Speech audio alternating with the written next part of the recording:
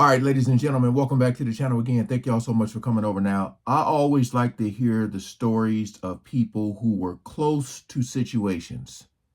All right, not hearsay or he say, she say, like stuff that they actually experienced. Now, Aubrey all day, who was part of Danity Kane, has been talking for a while. In this video here, it says, Aubrey O'Day exposed receipts Diddy tried to pimp her and Don Richards.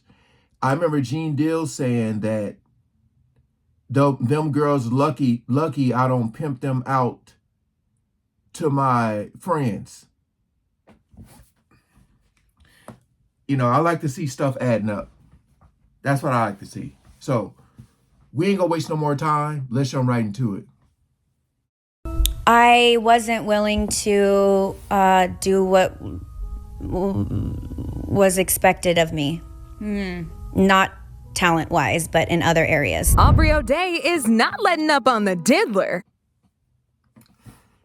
What she just said right there is extremely important. It's what I be trying to say all the time. It's about, if you want to make it, forget your talent. If you want to make it, you're going to have to do some things. They'll take somebody with a bad voice and put them in the studio and make them sound good. If they look appealing, you know what I mean? If they know people are going to be into them, they can make them a star. That's all on what you're willing to do. I don't know why it's so hard for people to understand that, man. What goes on behind closed doors. So when you look at all these people that are famous and stuff, just know at some point they probably had to do something.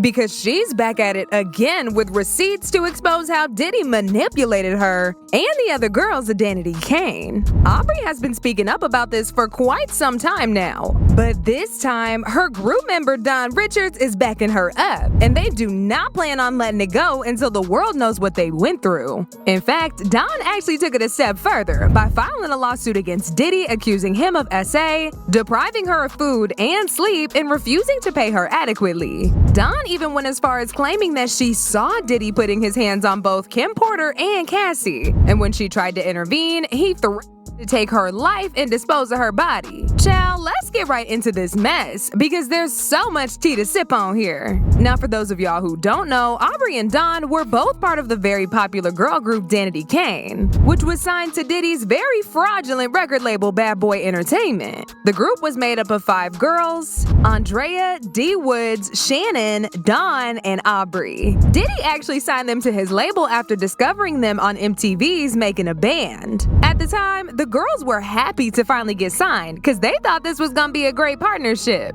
But it did not take long for them to realize they had actually made the biggest mistake of their lives. Funny enough, even though Diddy was mistreating them girls, Aubrey was the only one who was brave enough from the start to speak up. And he ain't like that very much. I'm done with all of that. No. Like, what do you want to look like, though? I'll tell you. What do you want to look like, though? I'll tell you. I'm not focused on me. I'm focused on what this group should look like and how I should fit in this situation. You like big hair, though. I don't like big hair. You do like big hair. You like big hair. You like a lot of makeup and all that. Actually, I don't. I don't like big hair. I don't like certain makeup. I'm very flexible with what you want to do, and I've worked with everything that you've thrown out. Whether my hair is straight, curly, whatever. You see with that right there? That's another thing they do. You ever see an artist in their early stages and then you go, damn, what happened to them? You know, the hair is different, all it, like what she's saying is like, basically you guys are trying to make me look a certain way. And look at everybody else's faces, man. You know, they're like, girl, just do it. You gonna mess it up for us. It's good that she spoke out.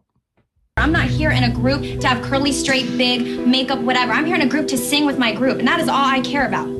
For real. Like, maybe you just don't get me. Aubrey said that Diddy used to pit them against each other to cause misunderstanding in the group so that he could have more control over them. During a time in music where there were gatekeepers, there were people that owned labels like Puff running things, and the way that the divisions and the divisiveness occurred and the things that we experienced between each other and us against the system are fucking insane. She said Diddy would body shame the hell out of them and say the nastiest things about their bodies every time they would gain a little weight or switch up their hairstyle a bit. He treated them like they was his personal dolls and controlled every aspect of their life. But of course, the only one who had the guts to stand up was Aubrey, and she absolutely got hated for it.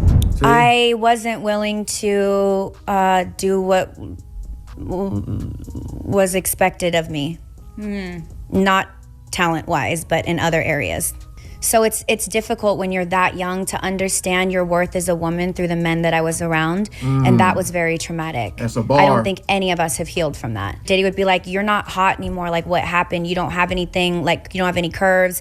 You're looking like you're not looking like, I can't get people to think that you're my good-looking person. And there was no Me Too at that time. There was no protecting anyone at that time.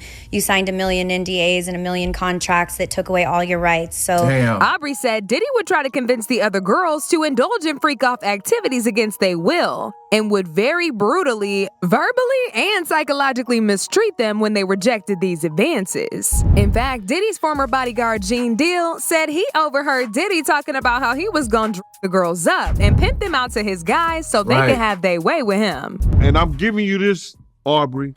He stood up there and he said in front of a lot of people, we were in the studio, and I said something to him and walked out the studio. He said, yo, I'm a their ass off and pick them up and pimp them out to my, he said, I'm gonna them out. I'm gonna get them all on, and I'm gonna pimp their ass out to my, and I was like, there's somebody kids, and walked out. And it's somebody that heard me. It's somebody that heard me. I mean, well, it's not only somebody that heard me, it's somebody that I know who was in the studio at the time that happened, and I still talk to him today. And we were just talking about that the other day. He done moved back to Indiana. I don't know why. I'm gonna give you that one.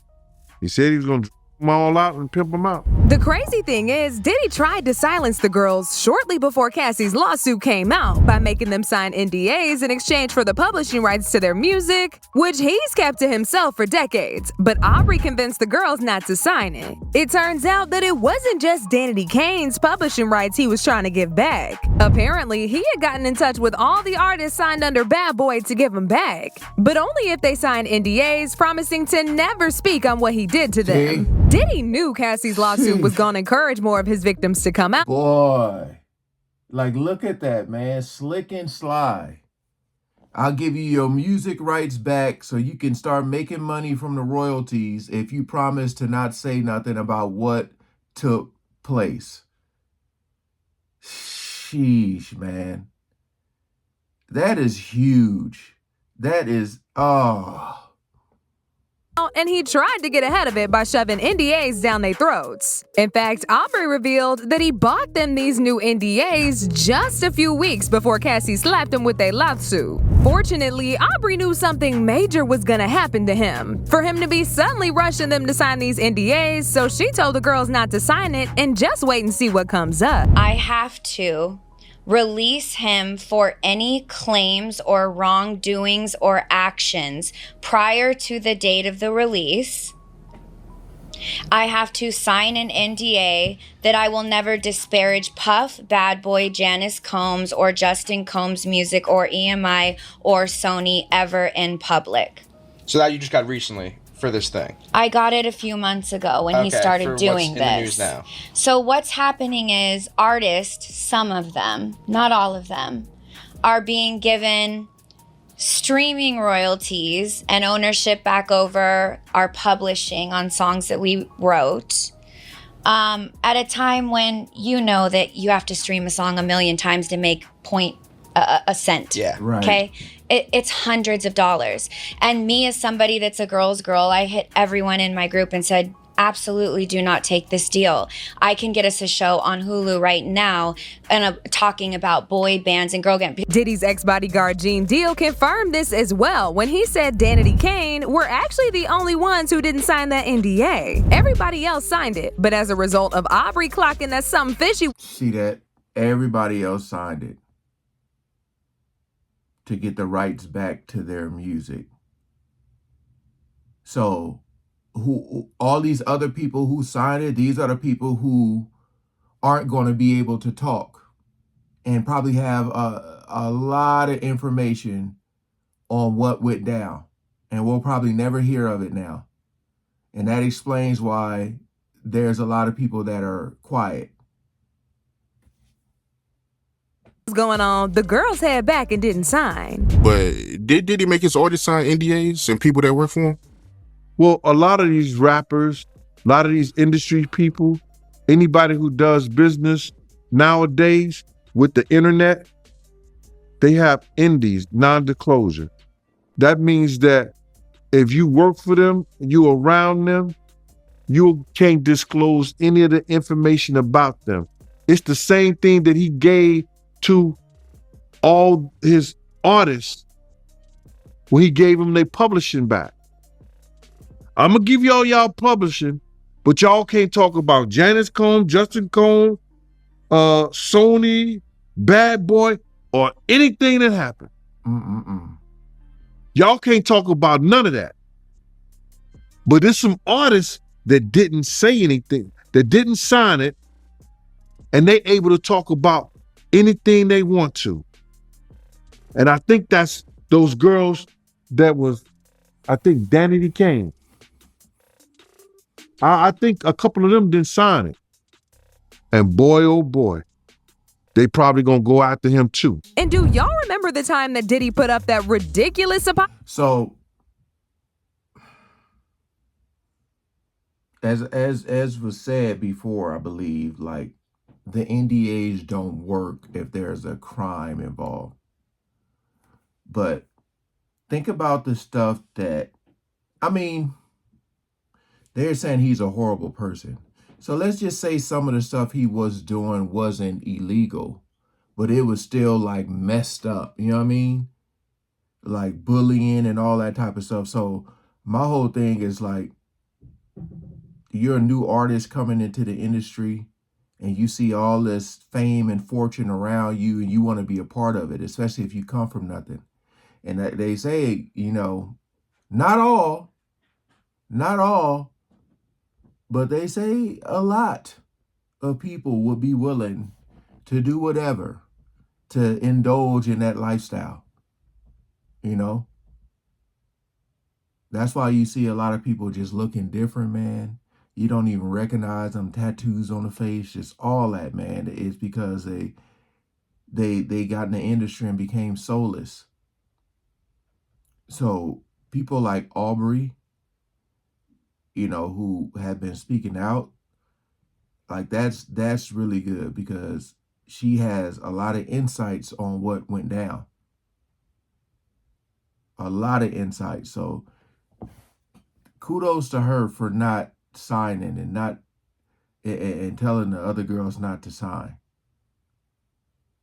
That's what I'm saying. Like, I know Diddy's trying to say this didn't happen, that didn't happen. Hey, but a lot of stuff did. Appreciate y'all coming over. Like, share, comment below, man. Peace out.